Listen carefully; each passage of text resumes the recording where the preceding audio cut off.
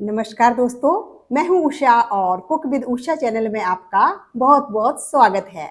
आज मैं आपके साथ ऐसी चाय की रेसिपी शेयर करूंगी ना, जिससे कि आपको नुकसान नहीं बल्कि फायदा ही फायदा है। तो दोस्तों, रेसिपी शेयर करने से पहले थोड़े से मैं इसके फायदे आपको बताऊंगी कि इसके क्या क्या फायदे हैं, किस तरह से ये चाय पीनी चाहिए, किसे लेनी चाहिए, किसे नहीं लेनी चाहिए। तो इसका पहला फायदा है कि ये बैड कोलेस्ट्रॉल को कम करता है, जिससे कि आपका जो हार्ट है, आपका जो दिल है, वो तंदुरुस्त रहेगा। अगर नसों में कई बार ब्लॉकेज हो जाती है तो ब्लॉकेज को ये कम करेगा और ब्लॉकेज आगे नहीं बढ़ने देगा। तो बहुत ही अच्छी ये चाय है, इसे आप जरूर बनाइए। अगर आपको बीपी की दिक्कत है, बीपी आपका बढ़ता है, तो बढ़ते हुए बीपी को भी ये कंट्रोल में रखता है। और आयुर्वेदा में भी इसका बहुत ही महत्व है। इसके ऊपर काफी सारी रिसर्च भी हुई है जो ये साबित करती है कि ये चाय हार्ट के लिए, बीपी के लिए या और भी ढेरों इसके फायदे हैं।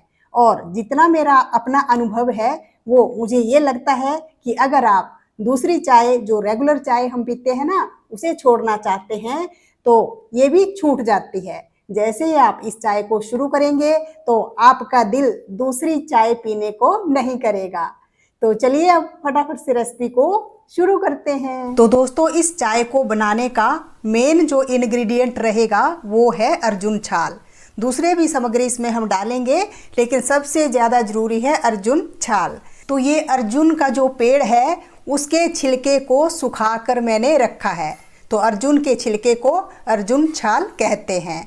अब आपने अर्जुन का पेड़ नहीं देखा है तो ये देखिए, आपको दिखा दूं। अर्जुन का पेड़ इस तरह का होता है, लगभग सभी जगह ये पाया जाता है। हो सकता है आपने पहले ध्यान नहीं दिया हो।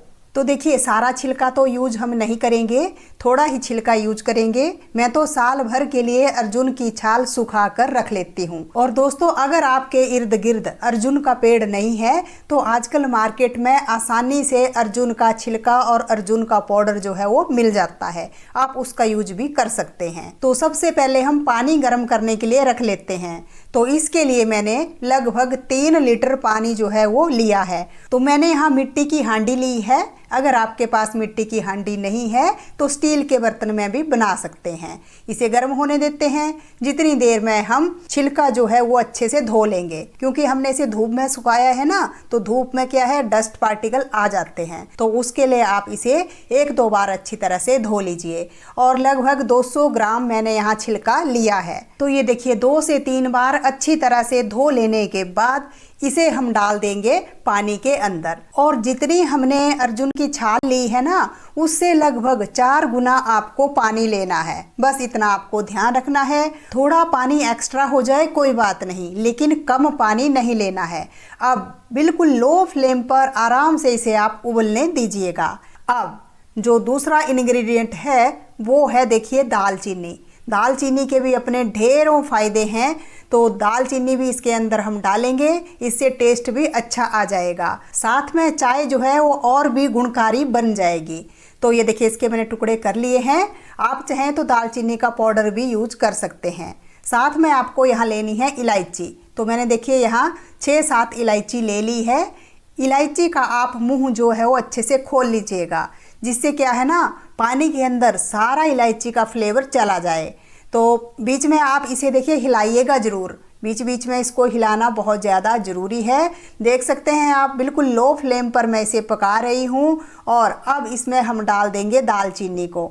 साथ में आप डाल लीजिए छोटी इलायची भी। और बस अच्छे से मिक्स कर लीजिए और फिर से ढककर इसे आप बिल्कुल लो फ्लेम पर पकाइएगा। देखिए, लो फ्लेम पर पकाएंगे ना, तभी इसका हमें भरपूर फायदा मिलेगा। पकाने को आप मीडियम और हाई फ्लेम पर भी पका सकते हैं, लेकिन फिर कोई फ़ायदा नहीं होगा।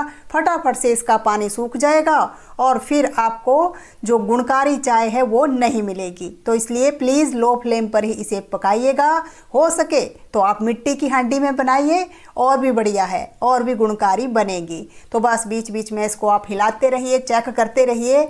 और इसे तब तक उबालना है जब तक कि हमारा जो पानी है ना, आधा ना रह जाए। दोस्तों, ये चाय बहुत ही गुणकारी है। इसे आप पीना शुरू कीजिए, आपको खुद पता चल जाएगा। तो मैं तो देखिए 3 महीने का पूरा पूरा कोर्स करती हूँ, बहुत ही इससे फ़ायदा होता है, क्योंकि मेरा भी बीच में कोलेस्ट्रॉल जो है वो बढ़ गया था, लेकिन अब बिल्कुल बैलेंस में रहता है, क्योंकि मुझे आइडिया हो गया है कि मुझे 3 महीने का कोर्स करना है। उसके बाद फिर थोड़ा बीच में मैं छोड़ देती हूँ। तो देखिए पानी जो है वो आधा रह गया है। अब आराम से इसे आप ढक कर ठंडा होने दीजिए, उसके बाद फिर हम इसकी चाय बनाएंगे। तो ये देखिए अब ये पूरी तरह से ठंडा हो गया है। अब आपको इसे छन्नी से छान लेना है। आप चाहें तो कपड़े से भी छान सकते हैं, लेकिन कपड़े में फिर क्या है ना, दाग पड़ने के चांसेस हो जाते हैं। तो बस अच्छी तरह से छान लेने के बाद आराम से इसे आप निचोड़ने दीजिए, पूरा पानी इसका आप यूज कीजिए। और आप देख सकते हैं कि कितना हमारे पास यहाँ पानी तैयार हुआ है। तो 3 लीटर पानी मैंने डाला था, अब 1.5 लीटर पानी हमारे पास बच गया है। ये देखिए इस तरह का हमारे पास अर्जुन की छाल का पानी जो है वो तैयार हुआ है। तो बस इसे ठंडा करके आप बोतल में भर लीजिए और फ्रिज में आप आराम से 2-3 महीने तक यूज कर सकते हैं।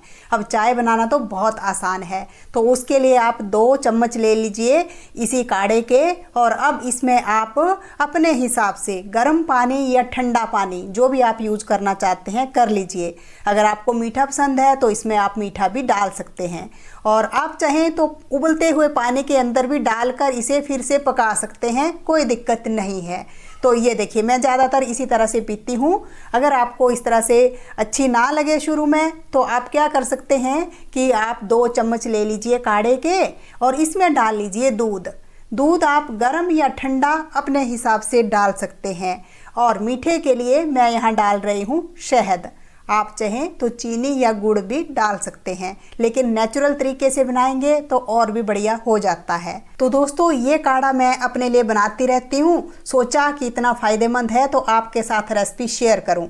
अब प्लीज़ आपसे रिक्वेस्ट है कि अगर आपने मेरे चैनल को अभी तक सब्सक्राइब नहीं किया है तो फटाफट से चैनल को सब्सक्राइब कीजिए, साथ में घंटी वाले बटन को दबाइए, जिससे इसी तरह की रेसिपी आपके पास पहुँच सके। प्लीज़ वीडियो को लाइक और शेयर कीजिएगा, और कमेंट बॉक्स में भी ज़रूर लिखिए कि आपको रेसिपी कैसी लगी।